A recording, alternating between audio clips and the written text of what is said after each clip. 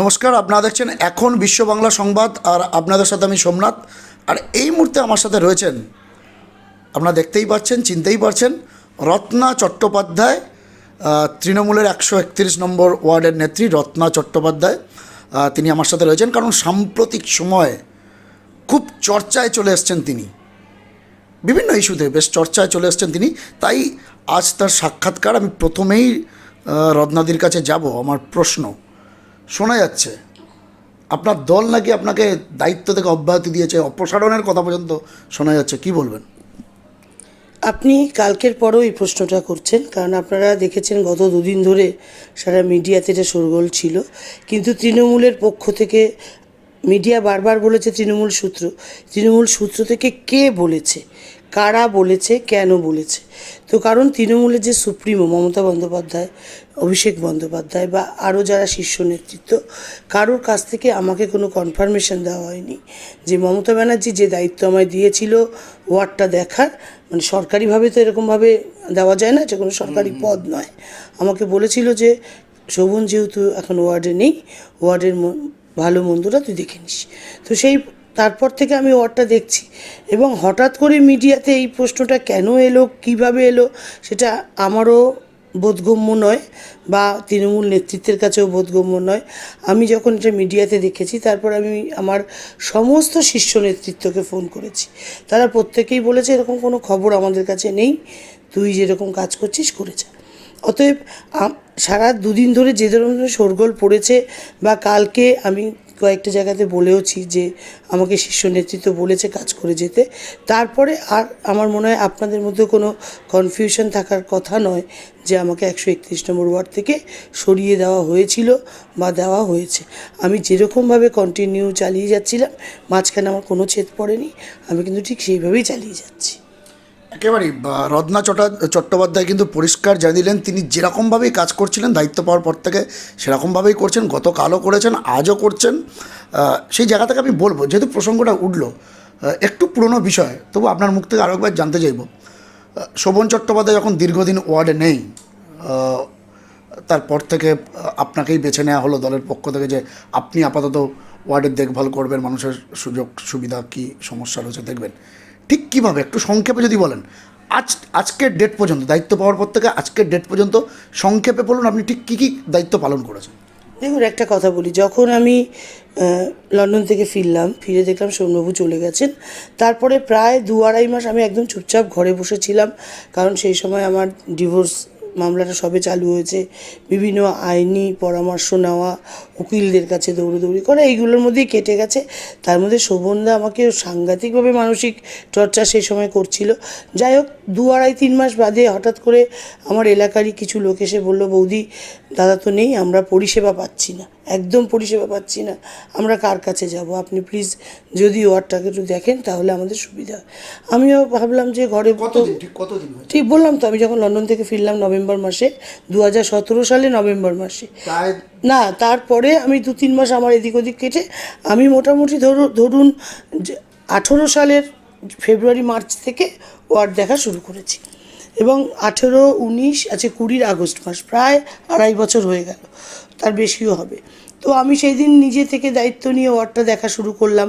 কেন কি, আমি যেহেতু শোভন চ্যাটার্জির মিসেস ছিলাম, শোভনবাবু ছিলেন কলকাতা কর্পোরেশনের মেয়র, সেজন্য কি হয়েছে, আমাকেও ইঞ্জিনিয়াররা যারা আমাদের তৃণমূলের নেতৃত্ব, যারা এখন কর্পোরেশন সামলাচ্ছে, ববিদা তো অত্যন্ত স্নেহ করে আমাকে, ববিদা, অতীনদা, আরও যারা বিভিন্ন MIC যারা যে পদে আছেন, প্রত্যেকের সঙ্গে আমার খুব ভালো সম্পর্ক। ফলে আমি যখন তাদের কাছে আমি ওয়ার্ডের যা সমস্যা নিয়ে গেছি, কনজারভেন্সি বলুন, ড্রেনেজ বলুন, জল বলুন, লাইট বলুন, তারপরে বিভিন্ন ধরনের রেশনিংয়ের কাজ, যেগুলো বাড়িতে আমার এই ত্রাণের চাল এসছে, কর্পোরেশন থেকে চাল এসছে, সেগুলো আমার দায়িত্বে পাঠিয়ে দেওয়া হয়েছে বিলি করার জন্য। তারপরে আমফানে আমি নিজে থেকে প্রায় 10 থেকে 12 হাজার চাল এই ওয়ার্ডে আমি সবাইকে চাল ডাল আলু পেঁয়াজ তেল নুন, মানুষের সেই সময় লকডাউনে রান্না করার জিনিস ছিল না, মানে ফলে চাল ডাল নিয়েও তাদের কোনো লাভ হচ্ছে না, তাদেরকে রান্না করিয়েও খাই। হ্যাঁ, এবারে আমি দেখলাম চাল ডাল দেওয়ার পরেও খবর আসছে তারা খেতে পাচ্ছে না। আমি বললাম চাল ডাল তো দিচ্ছি, তাহলে খেতে পাচ্ছে না। বললো যে ঘরে গ্যাস নেই, স্টোভের কেরোসিন তেল নেই, রাঁধবে কোথা থেকে? তখন আমি বললাম চলো রান্না করেই খাও। তখন আমি রান্না করে পর্যন্ত খাইয়েছি ওয়ার্ডে। তারপরে আমফান গেছে, আমফান তো আমার মনে হয় সারা কলকাতা শহরে 144টা ওয়ার্ডের মধ্যে সব থেকে বিধ্বস্ত যদি কোনো ওয়ার্ড হয় সেটা 131। আর আমার মাঝে মাঝে মনে হয় ভগবান হয়তো এই সব পরীক্ষা দেওয়ার জন্যই আমাকে পাঠিয়েছে যে আমি পারছি কিনা সামলাতে। আমি কিন্তু 7 দিনের মধ্যে ওয়ার্ড স্বাভাবিক করে দিয়েছিলাম। আমি 74খানা গাছ কাটিয়েছিলাম। আমি সিএসসির সঙ্গে লড়াই করে আলো এনেছি। আমি আলো আসলে জল মানুষ ওপরে রিজার্ভারে তুলতে পারবে, জল দিয়েছি। যতক্ষণ জল পায়নি কর্পোরেশন থেকে গাড়ি করে এনে এনে জল দিয়েছি। মানুষ প্রত্যেক দিন আমার কাছে আসে। কালকেই গেছিলাম এক জায়গায়, ড্রেনেজের খুব সমস্যা, সেটা দেখতে গেছিলাম। কখনো কখনো বলে জল দাঁড়িয়ে যাচ্ছে, সেই সব জায়গায় ম্যানহোল ক্যাচপিটগুলো পরিষ্কার করানো হয়। আলো কেটে গেলে বৌদি আলো কেটে গেছে লাগিয়ে দেওয়া হয়।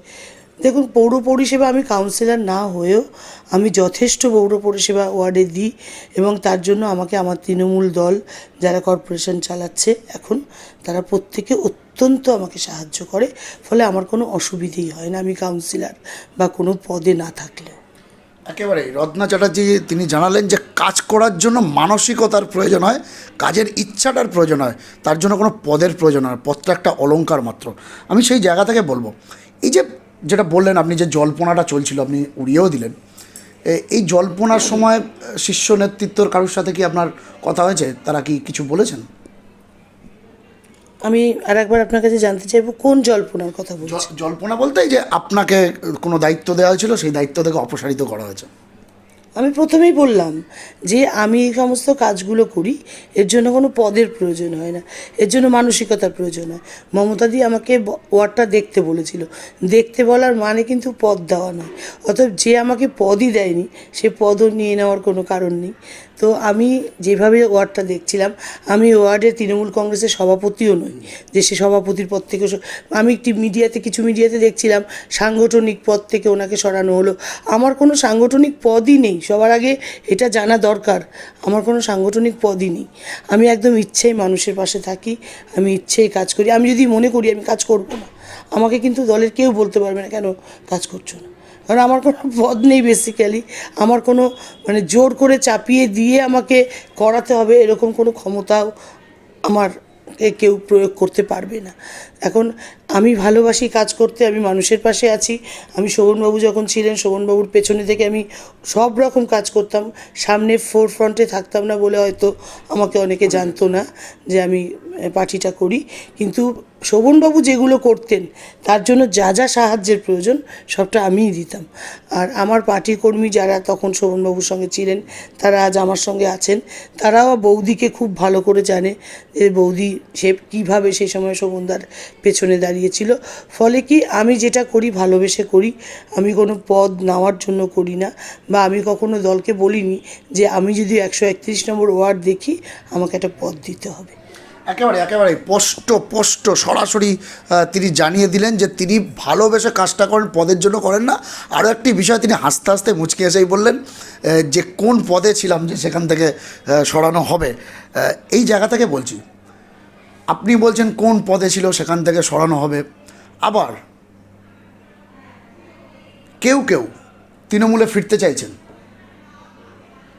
তাদের দাবি যে রত্না চট্টোপাধ্যায় যদি দলের সঙ্গে থাকে, সক্রিয়ভাবে থাকে, তাহলে আমরা তৃণমূলে ফিরব না, শোনা যাচ্ছে। তাদের উদ্দেশ্যে কি বলবেন? অদ্ভুত প্রশ্ন। আমার মনে হয় সবথেকে হাস্যকর জীবনে যদি কোনো প্রশ্ন আমার কাছে এসে থাকে বা শর্ত তৃণমূলের উপর চাপানো হয়, এটা। আমি তৃণমূল কংগ্রেস করি আমার নিজের ইচ্ছায়, আমার নিজের তাগিদে। কে আমাকে সরাবে? আজকে যদি আমি বলি মমতা ব্যানার্জি জিন্দাবাদ, আমাকে মুখ বন্ধ করতে পারবে? আমি যদি বলি অভিষেক ব্যানার্জি জিন্দাবাদ, আমার মুখ বন্ধ করতে পারবে? আমি তৃণমূল কংগ্রেস করব, আমি সক্রিয় করব কি নিষ্ক্রিয় থাকবো সেটাও আমার ব্যাপার। আমার মনে হচ্ছে আমার ভাল লাগছে না দল করতে, আমি সংসার আবার ছেলে মেয়ে নিয়ে সংসার করব। আমার অর্থনৈতিক হাল খুব একটা খারাপ নয়, আপনারা জানেন। আমি সংসার করব, ঘুরে বেড়াবো দেশ বিদেশ, আমি সেটাও করতে পারি। আবার আমি মনে করলে আমি দলের ঝান্ডা নিয়ে মিছিলও থাকতে পারি। এটা তো আমার গণতান্ত্রিক অধিকার।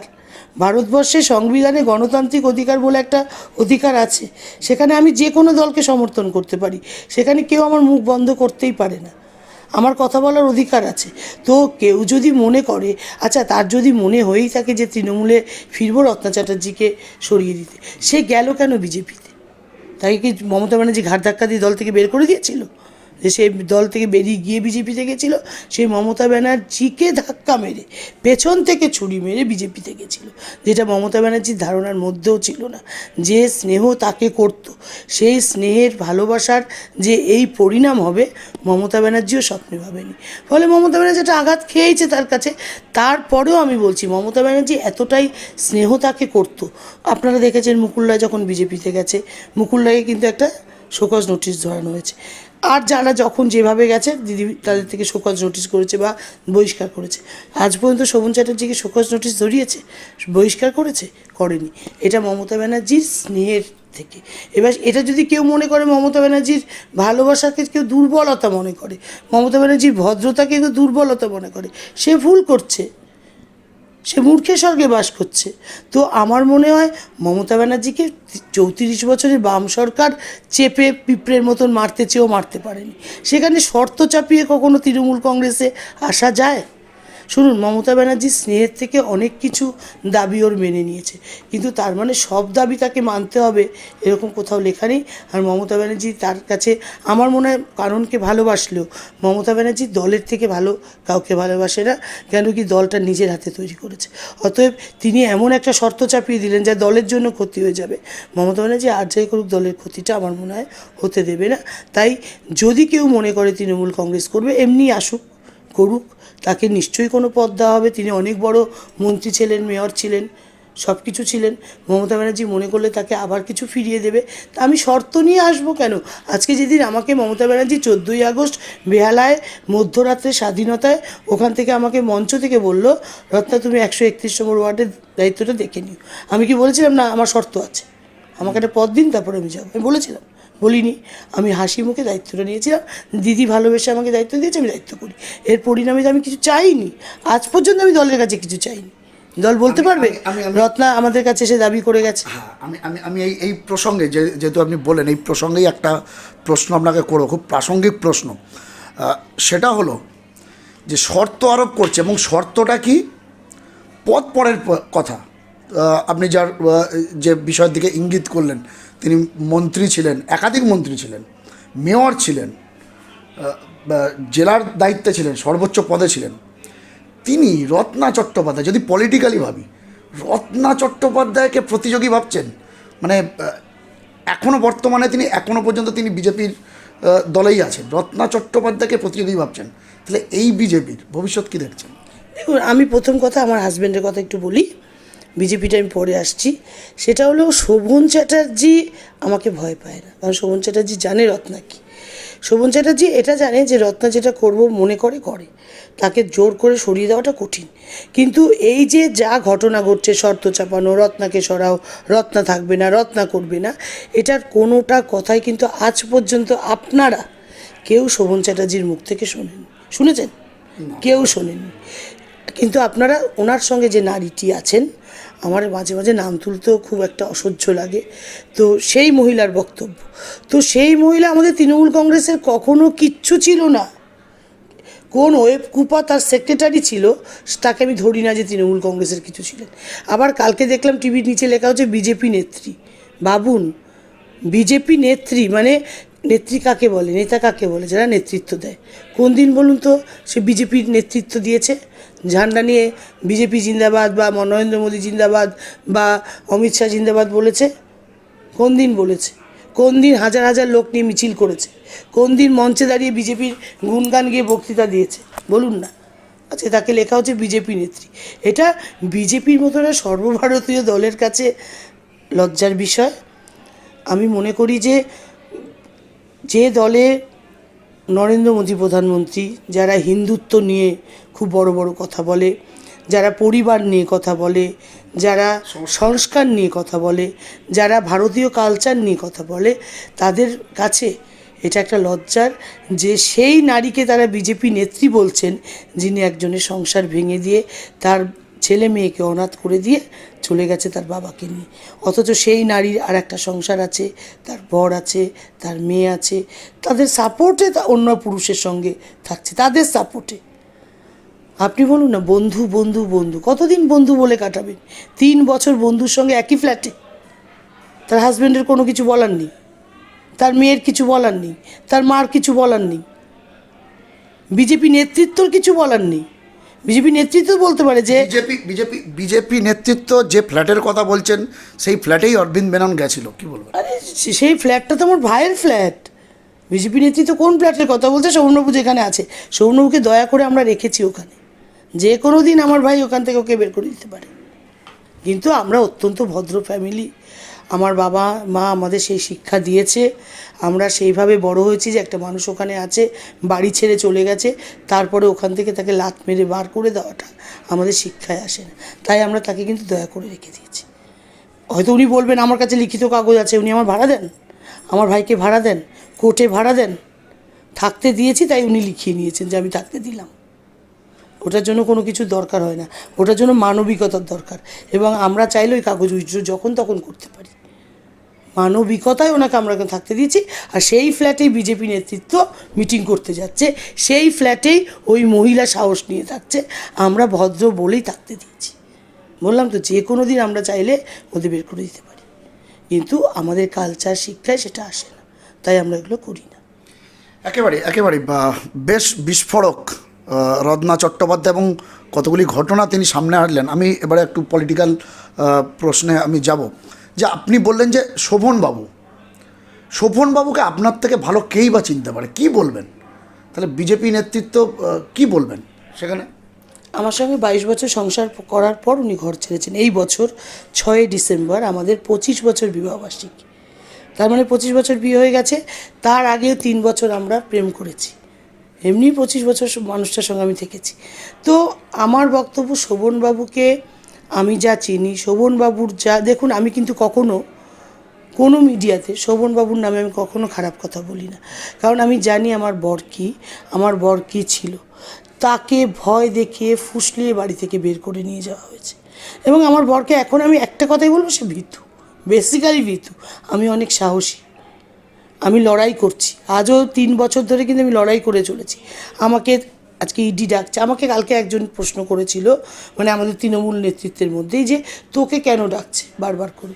আমি বললাম আমার বর কি বলে এসেছিল, আমার সব সম্পত্তি আমার বউ জানে, কিন্তু আমি কি তার জন্য লুকিয়ে পড়েছি? আমাকে যতবার ইডি ডেকেছে আমি কিন্তু গেছি।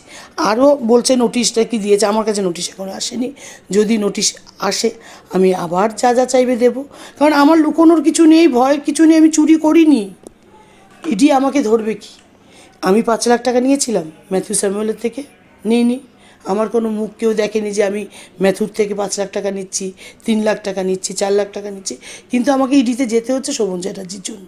আর এই ভয় দেখিয়ে শোভন চ্যাটার্জিকে আমি যখন লন্ডনে ছিলাম বারবার করে তাকে, রত্না এই করে ফেলেছে জেল হবে, রত্না ওই করে, আরে রত্না কী করে ফেলেছে জেল হলে তো আমি এখন ইন্টারভিউটা দিতাম না, আমি এখন জেলে থাকতাম।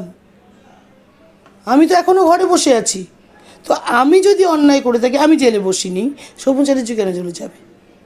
শোভন চ্যাটার্জি তো বলেছে আমার বউ সম্পত্তি সব জানে, আমার বউ ব্যবসা দেখতো। কে শোভনদার মাথা, মানে কে মগজ ধলাই করেছে, কার দিকে কি বলছে?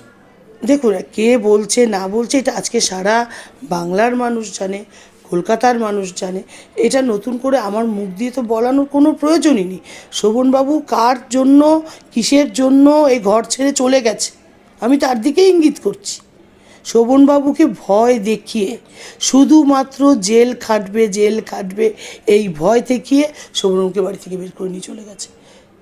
শোভনবাবুকে দেখুন, আপনারা একটা কথা জানবেন, কোনো একটা জিনিস, ব্যায়াম বলুন, প্রাণায়াম বলুন, মন্ত্রপাঠ বলুন, 21 দিন যদি আপনাকে কন্টিনিউ করা হয় না, সেটা আপনার মাথায় বসে যাবে।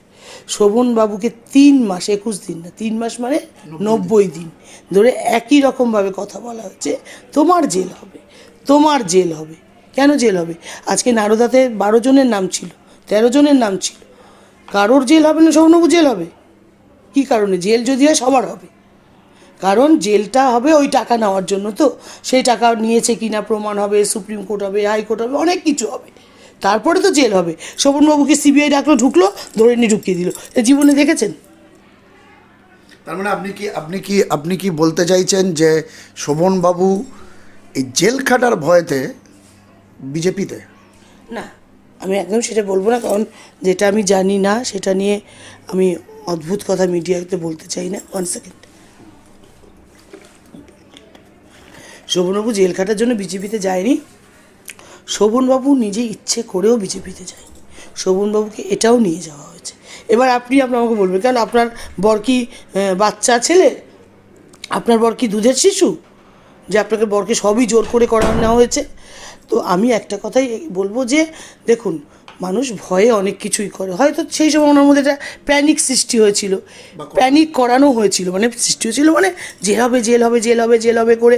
কারণ সেই সময় বিজেপি তৃণমূল কংগ্রেসকে গাড্ডায় ফেলার জন্য সে সময় কিছু নেতা নেত্রীকে জেলেও পাঠিয়ে দিয়েছিল, ফলে অমূলক ভয়টা তার মধ্যে তৈরি হয়ে গেছিলো, হ্যাঁ আমারও জেল হতে পারে, জেল হলে জেলের আবহাওয়া কীরকম, জেলে গেলে আমার কী হবে, আমার সব মান সম্মান চলে যাবে, আমি মেয়র, আমি মন্ত্রী, এই যে প্যানিক তৈরি হয়ে গেছিলো, সেই প্যানিকের ভয়ে উনি করেছেন।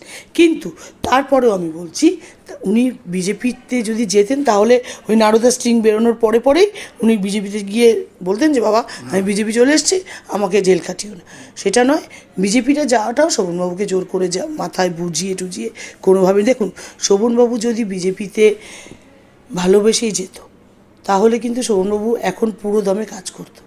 14ই আগস্ট 2019 সালে জয়েন করার পর আজ 25শে আগস্ট 2020 সাল, এখনও পর্যন্ত একদিন দেখেছেন শোভনবাবুকে মিটিং মিছিল কোনো জায়গায়? শুধু মন্ত্রীরা, মেননরা, বর্গীয় কি কৈলাস বিজয় বর্গীয় মুরগি সব আসছেন, এসে বাড়িতে মিটিং করে চলে যায়, হয়ে গেল, শেষ। আবার কোন দিন আবার মেনন, আবার বর্গী, আবার সব ওই যে বর্গী এলো দেশে, বুলবুলিতে ধান খেয়েছে, খাজনা দেবো কিছু, ভয়টা দেখিয়ে যায় কিছু, আবার হয়ে গেল বিজেপি। এইভাবেই শোভনবাবুর জীবন চলছে। শোভনবাবুকে সাহস করে এই জায়গা থেকে বেরোতে হবে, সেটা আপনি আমি বা কেউ পারবে না, একমাত্র শোভনবাবুই পারবে। নিজের মনের সঙ্গে কথা বলে, নিজের কনফিডেন্স এনে, হ্যাঁ জেল খাটলে আমি জেল খাটবো, যাও আমি এবার জীবনটাকে বাঁচবো, এটা বাঁচা বলে? যেভাবে বেঁচে আছে বাঁচা বলে? এ তো মরে যাওয়ার সমান। আমি তো দেখুন, আমার স্বামী চলে গেছে, 2টো ছেলে মেয়ে নিয়ে আমি কত আনন্দে আছি। স্বামী চলে গেছে বলে আনন্দে নেই, মানে আমি তো আনন্দে জীবনটা কাটাচ্ছি, আমাকে তো কেউ চেপে ধরে নেই, আমাকে তো আটকে রেখে নেই কেউ ভয় দেখিয়ে, এই রত্না তুমি তোমার বর বলেছে তুমি সব সম্পত্তি জানো, ব্যবসা তোমার, জেল হবে, হ্যাঁ জেল হবে, চল জেলে কি বসে দেখে কি, জেলটাও দেখা হয়ে যাবে কি জেলে আছে। সেই একটা মানে কি বলবো, আপনি কি বলছেন এখন জীবনযাত্রাটা জেলের থেকে কোনো অংশে কম নয়? এখন শোভনবাবু যেরকমভাবে রয়েছে সেটা জেলের থেকেও ভয়ানক। জেলে গেলেও জেলের কুঠুরির মধ্যে আপনার স্বাধীনতা আছে, আপনি নিজের মতন চিন্তাভাবনা করতে পারবেন। উনি যেখানে আছেন নিজের মতো চিন্তাভাবনাটাও করতে পারেন না, সেই চিন্তাভাবনার মধ্যেও যখন চিন্তাভাবনা করে সেখানে ঠক্কর মারা হয়। আমি সব জানি, শোভনবাবু যদি মনে করেন সাদান এভিনিউর ফ্ল্যাটে 9তলার কুঠুরিতে ঢুকে আছে আর ওর কোনো খবর আমি জানি না, ভুল করবেন। উনি, আপনাকে এটা আমার মিডিয়াতে বলা উচিত না, তবুও বলি একটা কথা, আমার কাছে যাতে শোভনবাবুর কোনো খবর না পৌঁছয় এজন্য একে একে একে একে এই বাড়ি থেকে যে সমস্ত লোক ওখানে গেছিল সবাইকে তাড়িয়ে দেওয়া হয়েছে, সবাইকে। তারপরেও শোভনবাবুর খবর আমি সব পাই, কারণ আমাদের বন্ধনটা বিবাহ বন্ধন, ওই বন্ধনটা কিন্তু বিবাহ বন্ধন নয়। আমার থেকে জোর করে আটকে রেখে যদি মনে করে শোভনবাবুর খবর আমি জানি না, তারা সব বললাম, আগেও বললাম, এখনও বলছি, মূর্খের স্বর্গে বাস করছে। শোভনবাবুর শরীর কেমন আছে, শোভনবাবু কীভাবে দিনরাত কাটায়, সকাল থেকে রাত অবধি কী করেন, আমি সব জানি, আমি সব জানি। তাই জন্যই তো বললাম জেলের থেকেও খারাপভাবে আছে। একদম একদম। রত্না চট্টোপাধ্যায়, শোভন চট্টোপাধ্যায় স্ত্রী, তার বক্তব্য জেলের থেকেও খারাপ পরিস্থিতি আছেন শোভন চট্টোপাধ্যায়, কিন্তু এরম তার থাকার কথা নয়। আমি একটু পলিটিক্যাল প্রশ্নে আরেকবার যাব, যে ঘটনা রটনা জল্পনা কল্পনা এই আপনার অপসারণ নিয়ে যেটা আপনি উড়িয়ে দিলেন, বা আর অনেকেই উড়িয়ে দিয়েছেন, আপনার দলের নেতৃত্ব উড়িয়ে দিয়েছেন, তারপরেই কাকতালি হলো, তারপরেই রাত্রিবেলা 9টা সাড়ে 9টার সময় যে ফ্ল্যাটের কথা আপনি বলছিলেন, সেই ফ্ল্যাটে বিজেপির নেতৃত্ব, কেন্দ্রীয় নেতৃত্ব ছুটে গেলেন, প্রায় 2-2.5 ঘন্টা মিটিং হলো। তাহলে মানে বিজেপি যথেষ্ট গুরুত্বপূর্ণ নেতা নিশ্চয়ই শোভন চট্টোপাধ্যায়। নির্বাচনের আগে শোনা যাচ্ছে শোভন চট্টোপাধ্যায়কে নাকি বলা হয়েছে যে ওনার জন্য আলাদা পদও দেওয়া হবে। হ্যাঁ, যার সঙ্গে আছেন তাকেও আলাদা পদ দেওয়া হবে। এই বিষয়গুলো শোনা যাচ্ছে, কি বলবেন? আমার সব থেকে, আমি হাসলাম আপনি যখন কোশ্চেনটা করলেন। আমার মনে হয় আমি রাজনীতি করব, আমি একটা দলকে ভালোবেসে করব, আমাকে পদ নিতেই হবে। পদ পদ পদ, কিসের পদ বলুন তো? হ্যাঁ, আর বিজেপিতে উনি এসছেন পদের লোভে। যার মেয়র ছিল, যে 3টে মন্ত্রিত্ব দিয়ে মমতা ব্যানার্জি বসিয়ে রেখেছিল, সাউথ 24 পরগনার প্রেসিডেন্ট ছিল, কলকাতা জেলার প্রেসিডেন্ট ছিল, আর কি পদ? শোভনবাবু মাঝে মাঝে বলতেন, বাবা আমি এত পদে আছি আমি হাঁপিয়ে যাচ্ছি, বাড়িতে বলতো। আর আজকে উনি পদের জন্য এরকম লালসা করবেন মনে হয় আপনাদের? কেন এরকম? আমি বলছি দেখুন, এটা না মানে আমার মুখ দিয়ে বললে যারা শুনছেন তারাও হয়তো হাসবেন, কিন্তু আমি বললাম না, আমি শোভন চ্যাটার্জিকে তো 25 বছর চিনি। পদের লোভে উনি বিজেপিতে যাননি। উনি পদের লোভের জন্য অরবিন্দ মেননকে ডেকে আনেননি, যে ভয় দেখাচ্ছেন, দেখুন আমায় তৃণমূল আমায় ডাকছে কিন্তু আমি চলে যাব, এই অরবিন্দ মেনন এসে এই যে গল্প তৈরি হচ্ছে, ফালতু গল্প। এই ঠিক অপোজিটটা, মানে শোভনবাবুর ঠিক অপোজিটে যিনি আছেন, এই সমস্ত তার এই যে ভয় দেখানো, শর্ত চাপানো, চলে যাচ্ছি কিন্তু যাচ্ছি না, এই দেখুন চলে এলাম কিন্তু আসছি না, সমস্ত তার মাথা থেকে বেরোয়। উনি যে কী বুদ্ধিমতী মহিলা, তাকে শতকোটি প্রণাম। আমি আগেও করেছি, আজও করি। কিন্তু এই বুদ্ধিটা উনি যদি সমাজের ভালো কাজে লাগাতেন, আমার মনে হয় সমাজে আরও উন্নতি হতো। বিজেপির ভাবমূর্তি নষ্ট হচ্ছে। বিজেপির ভাবমূর্তি বলে কিছু আছে? এক একটা নেতা নেত্রীর ইতিহাস বলবো, ভাবমূর্তি কোথা থেকে বেরিয়ে যাবে। আবার ভাবমূর্তি কিছুদিন আগেই দেখেছেন দক্ষিণ 24 পরগনা যিনি ছিলেন, রেপ কেসকে সেখান থেকে চলে গেছে। তারপরে আরও অনেক গল্প আছে, ভেতরের গল্প বিজেপি শুনলে না, ওই দেয়ালে জানেন তো উই পোকা ধরে ফোকলা করে দেয়, বুঝতে পারা যায় না। আপনি যান একটু বিজেপি ঘাটুন, বুঝতে পারবেন নেতা নেত্রীদের চরিত্র। কিন্তু বিজেপি তারা সেখানে শোভন চ্যাটার্জিকে ভয় দেখিয়ে তৃণমূলে গেলেই অ্যারেস্ট করে নেব বা বিজেপিকে থাকতেই হবে এরকম করে জোর করে করানো যায় না। শোভনবাবু যদি কখনো মন থেকে বিজেপিকে না মানতে পারে, শোভনবাবু হয়তো ঘরে বসেই থাকবে, কিন্তু শোভনবাবুকে দিয়ে বিজেপি জিন্দাবাদ, অমিত শাহ জিন্দাবাদ, নরেন্দ্র মোদী জিন্দাবাদ মুখ দিয়ে বলানো যাবে না। ঠিক সেই জায়গা থেকে আমি আরেকটি প্রশ্ন করব।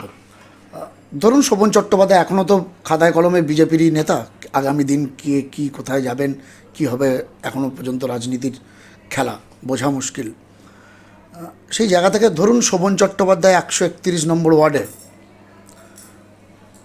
কর্পোরেশন ইলেকশনে দাঁড়াতে এলেন, বা বেহালায় তিনি যে বিধানসভা ইলেকশনে তিনি দাঁড়ালেন বিজেপির সিম্বলে, কি ফলাফল হতে পারে? দেখুন, এই যে আপনি বললেন না রাজনীতির খেলা, কবে কখন কোথায় কী হবে আমরা কেউ জানি না। এবারে যেটা হলো যে শোভনবাবু তৃণমূলের হয়ে আসেন আর বলেন 131 নম্বর, আমি তো ওর ওয়ার্ডটা ধরে রেখেছি, কারো হাতে ছাড়িনি। আমার স্বামীর ওয়ার্ড আসলে আমি একদম হাসি মুখে বলবো দাঁড়াও, আমিও হয়তো সেইভাবে কেটে দেবো তার হয়ে। কিন্তু যদি উনি মনে করেন যে উনি বিজেপির হয়ে দাঁড়াবেন, আমি দায়িত্ব নিয়ে বলছি, আমি দাঁড়াবো তৃণমূলের হয়ে এবং তার জামানত জব্দ করে ছেড়ে দেবো। কারণ 131 মানুষের সঙ্গে তিনি ভালো কাজ করেননি, মানুষ সেই ফলাফল ভোটেই দিয়ে দেবে। একেবারেই রত্না চট্টোপাধ্যায় কিন্তু দাবি করলেন, যদি শোভন চট্টোপাধ্যায় তিনি তৃণমূলে এসে দাঁড়ান, তাহলে স্বামী হিসাবে তার দায়িত্ব, তার কর্তব্য শোভন চট্টোপাধ্যায়ের পাশে দাঁড়ানো, তিনি স্ত্রী হিসাবে দাঁড়াবেন, ছেড়ে দেবেন ওয়ার্ড। আর যদি বিজেপি বা অন্য কোনো দল থেকে শোভন চট্টোপাধ্যায় এই ওয়ার্ডে পাও বাড়ান, জামানত বাজেয়াপ্ত করে ছেড়ে দেবেন, এমনটাই দাবি করলেন রত্না চট্টোপাধ্যায়। আমি একটা বিষয় যাব, বিজেপি একদম শেষের দিকে চলে যাব। বিজেপি, যেহেতু আপনিও একজন পলিটিক্যাল পার্সন, সক্রিয় রাজনীতি করছেন, আপনারও অভিজ্ঞতা বাড়ছে, আপনি একজন রাজনৈতিক পরিবার থেকে বিলং করে এসেছেন চিরকাল, আমরা জানি।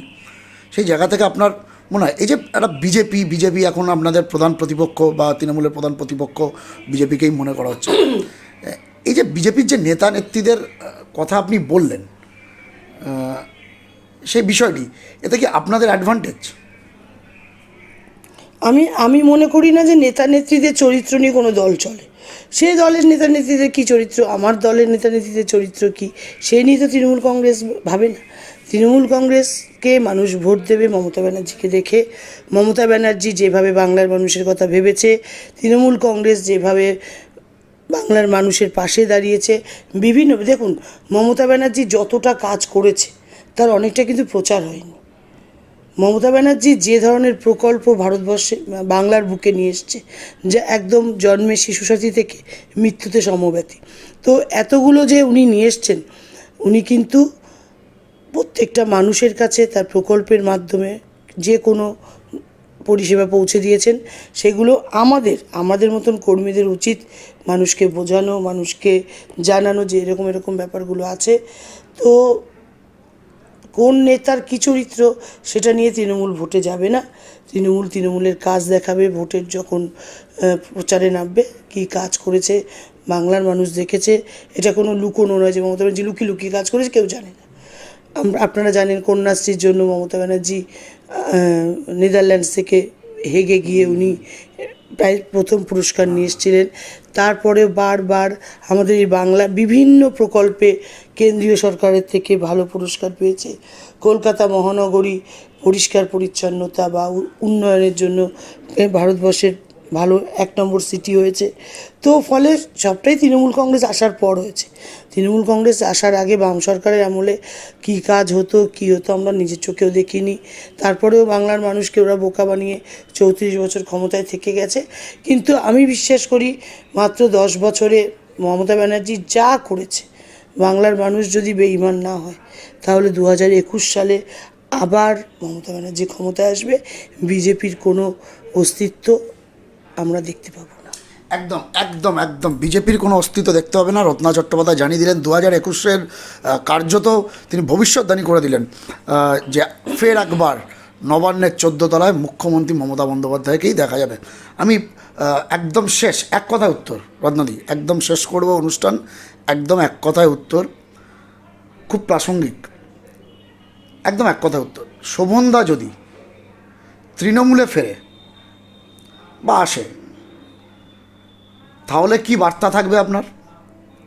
আর শোভনদা যদি বিজেপিতেই থেকে যায়, তাহলে কি বার্তা থাকবে আপনার? এটা তো এক কথায় বলাই যাবে না। এক কথায় হ্যাঁ বা না বলে কি আমি কিছু শেষ করতে পারবো? আমাকে দুটো কথা বলতেই হবে। সেটা হলো যে শোভনবাবু তৃণমূলে আসলে অবশ্যই স্বাগতম। কেন কি উনি কংগ্রেস পরিবারে বিলং করা একটা ছেলে, মাত্র 21 বছর বয়সে যখন ভোটদানের অধিকার জন্মায় তবে থেকে কাউন্সিলর। তো ফলে কী হয়েছে, শোভনবাবু তৃণমূলে আসবে বা তৃণমূলে জয়েন করবে, সেটাই মমতা ব্যানার্জি বারবার আশা করেছে। তো তৃণমূলে যদি উনি আসেন, অবশ্যই তৃণমূল কংগ্রেস তাকে স্বাগত জানাবে, নিশ্চয়ই জানাবে। বিজেপিতে গেলে তৃণমূল কংগ্রেস অন্যান্য বিজেপি লিডারদের সঙ্গে যা ব্যবহার করেছে, উনিও তাই ব্যবহার পাবেন, এটুকু। একেবারেই রত্না চট্টোপাধ্যায় আমাদের সঙ্গে সরাসরি সম্প্রচারে ছিলেন এবং তিনি কিন্তু সাম্প্রতিক যে রাজনৈতিক চর্চাগুলো উঠে এসছে, সেটা শোভন চট্টোপাধ্যায়কে নিয়েই হোক, রত্না চট্টোপাধ্যায়কে নিয়ে হোক, সেই পুরো বিষয়টি খোলাখুলি আমাদের সামনে আলোচনা করলেন, তার যুক্তি দেখালেন, ভবিষ্যতের কী রাজনৈতিক ভবিষ্যৎ এ রাজ্যের সেটা নিয়েও বললেন। অনেক অনেক ধন্যবাদ আপনাকে। এখন বিশ্ব বাংলা সংবাদে আপনারা দেখতে থাকুন, সঙ্গে থাকুন এখন বিশ্ব বাংলা সংবাদ।